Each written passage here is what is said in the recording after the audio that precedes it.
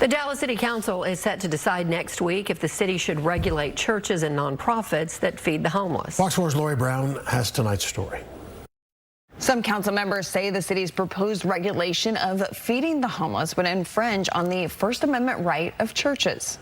This is a tenet of all major religions, to feed those who are hungry. The city of Dallas wants to regulate charities who provide free food for the homeless the same way food trucks and restaurants are regulated.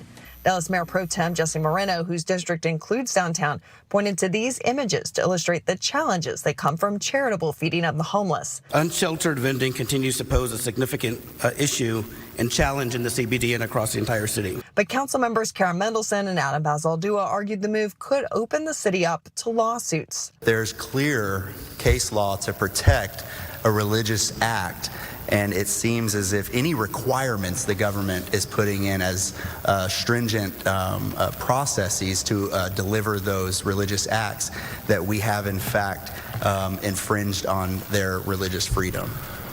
We feel like we've narrowly tailored this framework in a way that will uphold legal challenge. The director of Dallas Code Compliance argued that requiring charities to get permits before distributing meals is necessary to ensure health and safety standards.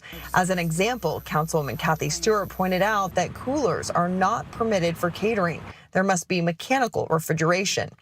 Depending on how long they're held in the danger zone, which is, that's subject to anybody's imagination, right. The viral or bacteriological loads on those can be high enough to actually cause someone to get gravely ill. But here's an important counterpoint. City staff admitted they did not have any evidence of foodborne illness resulting from charity feedings.